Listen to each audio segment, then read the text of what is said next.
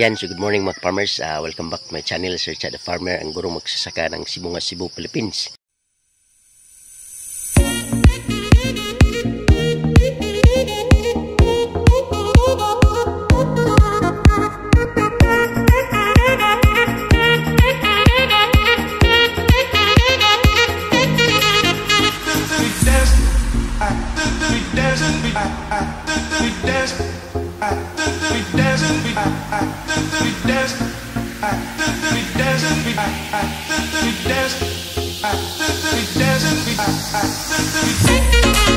If you're new to this channel, mga farmers, please don't forget to subscribe and click the notification bell in order for you to be notified of my coming videos.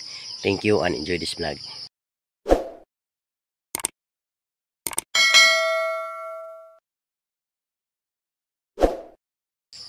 Yan, so for today's vlog mga farmers, ang pag-usapan natin ay babahagi po sa inyo yung aking ikalawang beses na pagpapakain ng ating upo mga farmers.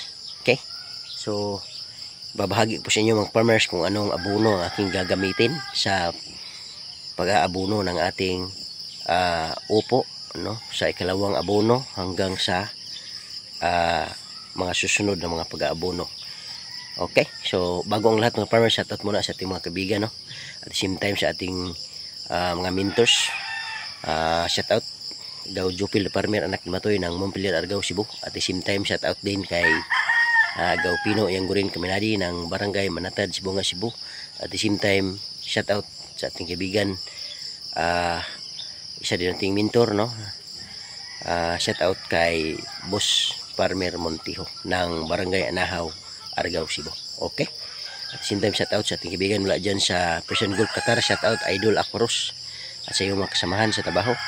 And of course shout out din sa ating kaibigan mula dyan sa Manila, Bay Lakas ng Negros TV. Shout out.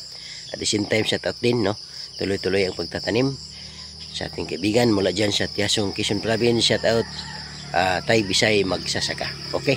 At sa lahat po ng ating mga tagapagsubaybay all throughout Luzon, Visayas and Mindanao and some part of the world, shout out po sa inyong lahat. Okay, so tara na at tingnan natin kung ano ba ang abono na ginagamit ko at kung paano po tayo mag-abono. So let's go. Yan, so what's up, no? Good morning mga ka-farmers. So for today, papakita ko po sa inyo mga farmers yung ating liquid fertilizers na nandito na sa ating drum. So yung pinapakain natin ng ating upo mga farmers ay dalawang abono, ano? Minimix natin. Mixture natin is Yara Unique 16 at Yara Nitrabor. So yung ratio mga farmers 2:1. Okay? So 2 kilos na Unique 16 at 1 kilong Nitrabor. So sabay-sabay ilagay dito sa tubig mga farmers na 200 liters, no, dito sa isang drum, at then ihalo siya mga farmers hanggang sa matunaw yung lahat ng granules ng abono. At pag natunaw lahat mga ka-farmers, doon na po tayo magsisimulang magdilig o magpapakain mga ka-farmers. Okay? Okay, good morning once again mga ka-farmers. Today is November 5, 2024. Today mag-aabono ako mga farmers dito sa aking upo na 14 days old mga farmers. So ngayon, ikalawang pakain ko mga farmers. Yung first pakain ko is 11 days. Tapos ngayon 14 pakain na naman ako. So pwede 3 days to 4 days ang interval mga farmers, pwede po tayong mag-abono. Okay, so ano ba ang abono na ginagamit natin sa ating upo mga farmers? So dito tayo mag-demo. So yan, so nandito yung balde na mayroong liquid na abono mga farmers. So ito yung abono na nililiquid na natin, at ito ang ididilig natin o papakain natin sa ating upo. Okay, so una mga farmers, ang abono na ginamit ko is Yara Nitrabor at the same time Yara Unique 16. Okay? So ibig sabihin dalawang abono ang ating minimix para ating ipakain sa ating upo mga farmers. So ilang kilo ba yung abono na minimix natin? So unang-una mga farmers, yung Yara Nitrabur at Yara Unique 16. So ang ratio is 2:1, 2 kilos Unique 16 at 1 kilo na Nitrabur. Mix natin sa isang drum. Okay, so 200 liters na capacity na drum yung blue. So konti lang muna mga farmers, 3 kilos sa isang drum dahil bata pa yung ating upo mga farmers. So yun, lalagay lang yung 2 kilos Unique 16 at 1 kilo na Nitrabur sa isang 200 liters na drum at i-mix hanggang matunaw yung mga granules. At pag ganito na mga farmers, pwede na itong i-apply. Okay, so isang lata bawat puno like this one. Ganyan lang po mga ka-farmers. Okay, pwedeng dyan sa gilid, pwedeng dito.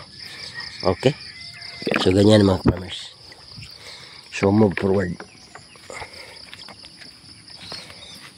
dito mga farmers.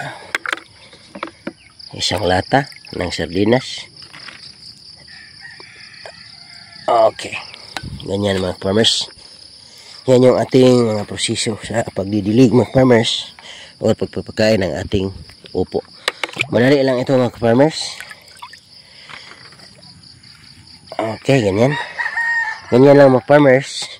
Paulit-ulit na proseso. Okay. Isang lata. Pakain dyan sa puno. Okay.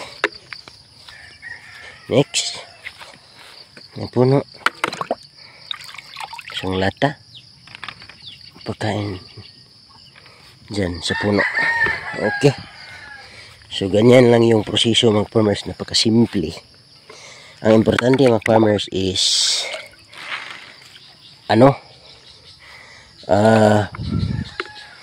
yung resyo ng ating abono. Kung halimbawa mga farmers ayaw mong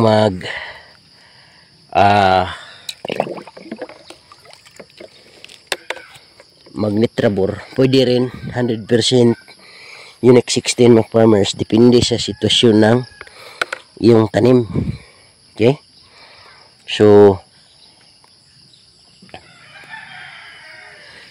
kung ang tanim mo mga farmers ay mataba naman na mataba, actually ito mga farmers pwede na itong hindi lagyan ng Nitrabur, pero ako sigurista ako sa ganitong purma mga farmers yan green, mataba siya mga farmers, pwede na itong hindi sana lagyan ng Nitrabur, pero yun nga sigurista ako, nilalagyan ko pa rin.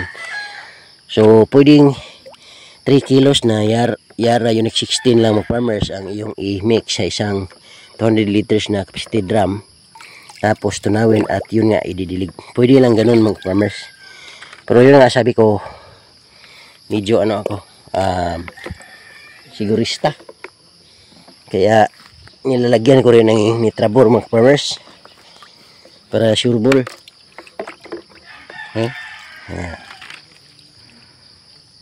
Ganyan mga farmers.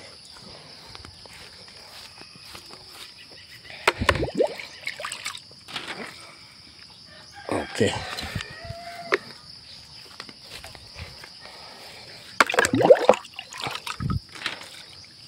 Okay, so ganyan lang mga farmers yung ating pagpapakain ng abono.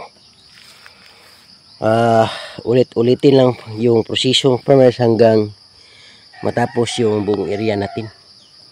So ganyan lang. Thank you. At yun po ang vlog natin mga farmers. Maraming salamat sa inyong panonood.